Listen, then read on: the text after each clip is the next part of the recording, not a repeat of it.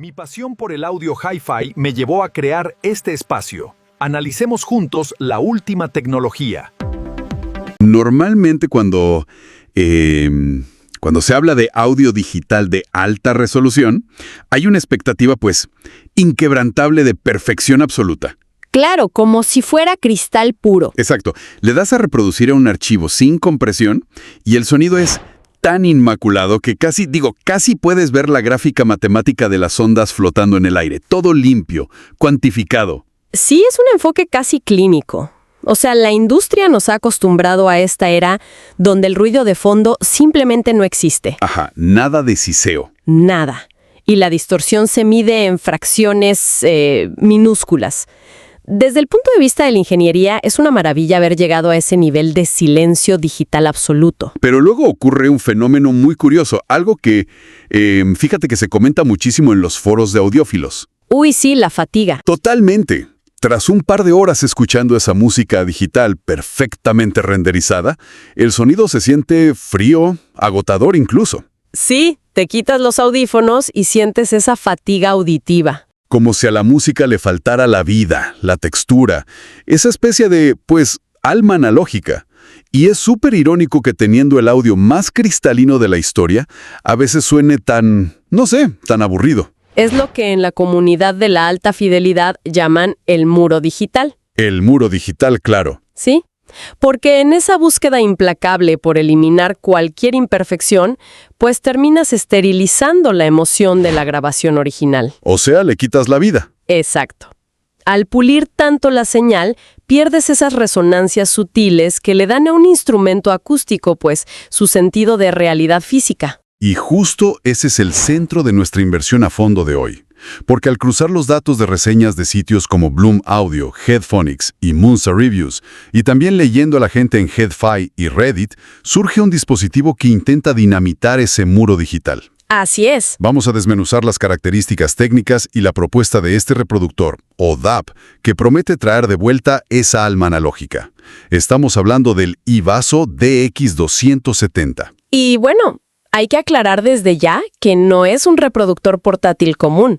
Digo, no es el aparatito que te llevas para salir a correr al parque. No, ni de broma. Estamos hablando de un bloque de aluminio y cristal que supera los $1,000 fácilmente. Sí, una inversión seria. La premisa del DX2770 es meter la potencia bruta y la textura sonora de un equipo de escritorio gigante directo en tu bolsillo.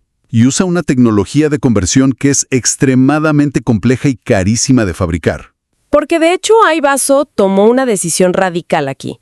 Descartaron por completo los microchips de conversión tradicionales. Sí, los que usa todo el mundo. Exacto. El 99% de los reproductores y teléfonos modernos usan un chip comercial con tecnología Delta Sigma para convertir los ceros y unos en sonido. Que son chips baratos de producir, ¿no? Baratísimos en masa, consumen poca batería y matemáticamente son hiperprecisos por los algoritmos de sobremuestreo que usan. Pero el DX270 toma eso y literalmente lo tira por la ventana. Usan una arquitectura propia que llaman R2R Ultra. Y aquí es donde la ingeniería se pone densa. O sea, ¿qué implica volver a un diseño R2R hoy en día? No usa algoritmos predictivos. No adivina la onda. Exacto. En su lugar, usa literalmente una escalera física de diminutas resistencias eléctricas. Cada bit de música pasa por una resistencia específica con un voltaje asignado. Es súper directo, entonces. Directísimo. Sin manipulaciones agresivas. El problema histórico del R2R es que lograr que esas resistencias tengan los valores perfectos es una pesadilla de manufactura. Porque si una varía un poquito, ¿qué pasa? Si varía un 0.1%, digamos por un cambio de temperatura, el sonido ya se distorsiona. ¡Wow! Eso explica por qué la industria huyó hacia los chips baratos. Pero, leyendo sobre este modelo, las fuentes dicen que no es un R2R normal, es un diseño híbrido. Sí, muy innovador. Hablan de un DAC R2R discreto, de 20 bits, combinado con algo llamado String DAC, de 4 bits. En total, 344 resistencias. Y un controlador gigante, el FPGA Master 3.0. Sí, ese diseño responde a un problema de física acústica que se llama distorsión de cruce por cero. A ver, explícame eso. Bueno, en una onda pura, la señal va de valores positivos a negativos. En un R2R clásico, justo cuando el voltaje pasa por el punto cero, casi todas las resistencias tienen que cambiar de estado al mismo tiempo. Todas de golpe. Ajá.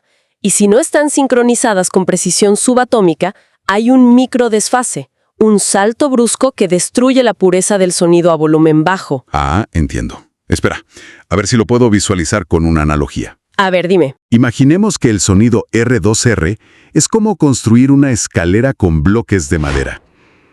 Por más cuidado que tengas, los escalones más grandes, los del cambio de dirección, a veces no encajan perfecto y causan un tropiezo. Sí, ese tropiezo sería la distorsión.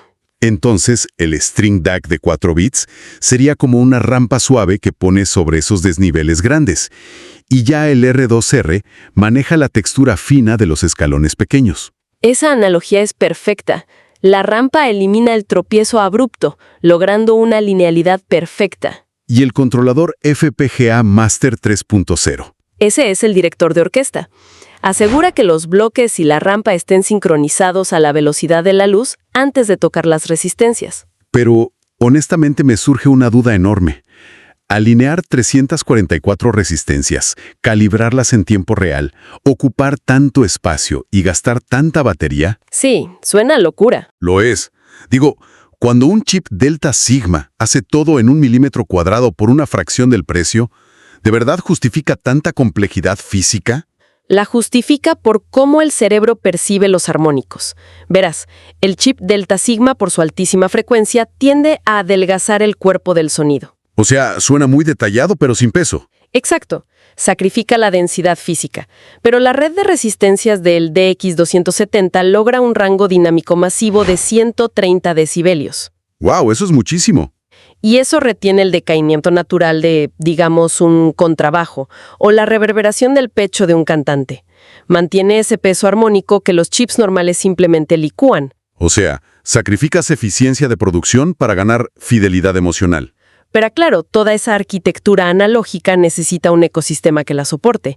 Y revisando las especificaciones, el DX270 tiene una personalidad muy dividida en software y energía. Sí, es un dispositivo peculiar. En el procesamiento tiene un Snapdragon 6E5, 4 GB de RAM y 128 GB de almacenamiento que puedes expandir hasta 2 TB con microSD. Para meter miles de archivos sin pérdida. Y en software, fíjate que tiene un arranque dual. Por un lado, Android 13, pero modificado. Modificado desde el núcleo, sí. Exacto. Hace un bypass del sistema de audio porque los teléfonos normales comprimen la música de Tidal o Apple Music. El DX270 bloquea eso y entrega el flujo perfecto a las resistencias. Y para los más puristas que piensan que Android es ruidoso, puedes arrancar en Mango OS. Ah, el sistema cerrado. Sí, basado en Linux. Solo lee la memoria y reproduce música. Apaga el Wi-Fi, el Bluetooth, quita todo proceso de fondo, aísla el circuito analógico en una jaula de Faraday virtual prácticamente. Y esto de aislar el ruido eléctrico nos lleva a una decisión de diseño súper polémica. La batería es de 4.400 miliamperios. Promete 13 horas y media, pero Headphonics dice que en la vida real da entre 8 y 12 horas. Depende de los audífonos que uses, claro. Y lo más loco, el panel trasero de cristal tiene 2 tornillos para que tú mismo cambies la batería cuando se degrade. Lo cual es un acto de rebeldía glorioso hoy en día. Totalmente. Pero la verdadera división de opiniones está en la base. Junto al USB-C moderno, tiene un puerto cilíndrico de 12 voltios de corriente continua. Sí, para conectarlo directo a la pared. Un cargador de pared de la vieja escuela. Al conectarlo, activa el Super Gain Mode. Se puentea la batería y escupe 1.5 vatios de potencia por canal. Pasa de reproductor de bolsillo a amplificador de escritorio. Mueve audífonos inmensos que otros portátiles ni harían susurrar. Es muchísima fuerza bruta. Pero a ver, yo me pongo escéptico aquí con 2 cosas. Primero, 4 GB de RAM en un Snapdragon antiguo en 2026. Cualquier celular de gama baja tiene más. Es verdad. Y Headphonics y Monster Reviews señalan que a veces hay tirones al navegar o usar apps pesadas. ¿Y por qué obligar al usuario a usar un puerto de barril anticuado de 12 voltios? Digo, existe el USB-C Power Delivery que maneja hasta 240 voltios. ¿Por qué llevar un bloque de alimentación extra? Suena raro, pero tiene todo el sentido en el audio de nicho. Sobre el procesador, usan uno antiguo porque opera a frecuencias más bajas, lo que genera muchísima menos interferencia electromagnética. Ah, o sea, es a propósito para no meter ruido. Exacto. Prefieren invertir el presupuesto en el DAC, que es lo que importa.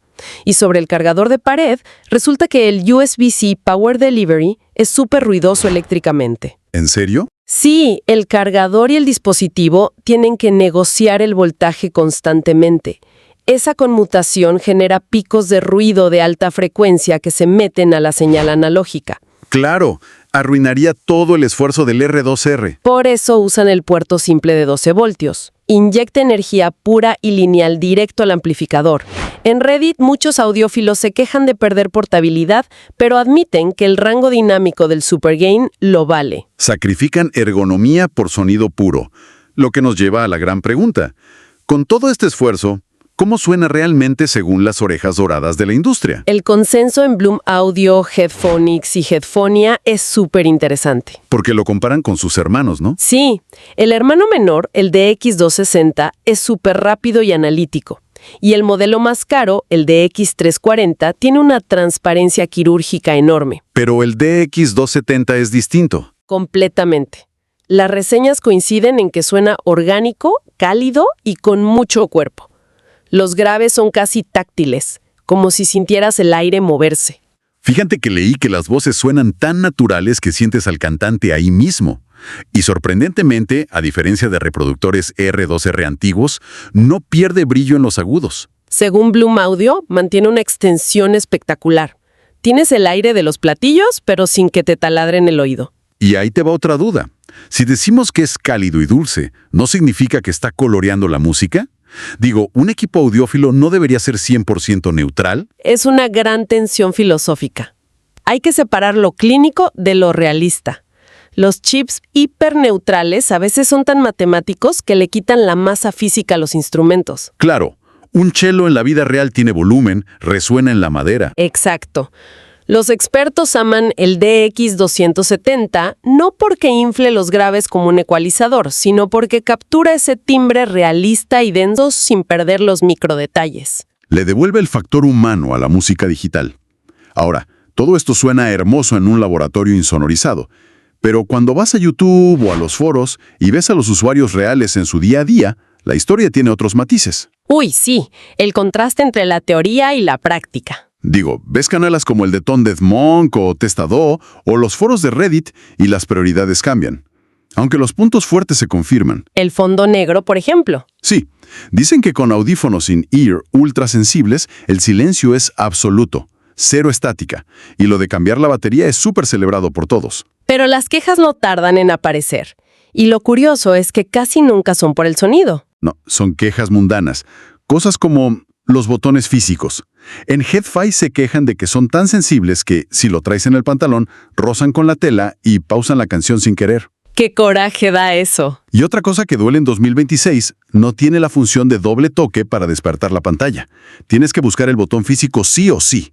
Y si usas Mango OS con una biblioteca de miles de discos, la interfaz se vuelve tosca y lenta. Es que eso refleja el choque brutal entre la ingeniería de audio de alto nivel y el diseño de experiencia de usuario de la electrónica moderna. Es irónico. Aman el purismo analógico, pero sufren porque la pantalla no enciende con el dedo. Es como, no sé, comprarte un motor de Fórmula 1 puesto en un chasis de madera con un GPS que se traba. El motor es una joya, pero el viaje requiere paciencia. Exactamente. Y bueno, poniendo todo en la balanza, hablemos del impacto en la billetera y el veredicto final. Dependiendo de los impuestos, anda entre $1,149 y $1,299, o unos 1,150 euros. Sólidamente en la gama media alta del lujo portátil. Sí. Y resumiendo, los pros son su implementación R2R increíble, el sonido orgánico, la batería reemplazable y la potencia bestial con el modo de 12 voltios. Y los contras serían, pues que necesitas estar enchufado a la pared para el tope de rendimiento, que los 4 GB de RAM limitan un poco Android y esos pequeños fallos ergonómicos. En conclusión, yo diría que este dispositivo es para quien ya superó esa fase de buscar nitidez extrema y solo quiere volver a sentir la música. Es un híbrido extraño pero genial para viajar y luego sentarte en tu sala. Definitivamente es para conectar emocionalmente con tus canciones. Y esto me deja con un pensamiento final súper provocativo, fíjate. Es fascinante que en pleno 2026 estemos pagando más de $1,000 por tecnología digital súper avanzada, procesadores y cientos de resistencias alineadas bajo microscopios. ¿Solo para qué? Solo para intentar recuperar las imperfecciones agradables y la calidez del audio analógico del siglo pasado. Como si, en nuestra obsesión por limpiar la señal, nos hubiéramos dado cuenta de que la música perfecta suena aburrida para el cerebro humano. Es una ironía tremenda. La vanguardia digital dando una vuelta entera para simular la naturalidad que habíamos descartado. Totalmente. Y con esa idea sobre la mesa terminamos nuestra charla de hoy. Los invitamos a desempolvar esos viejos álbumes y prestar atención a esas texturas que le dan vida al sonido. Nos escuchamos en la próxima Inversión a Fondo.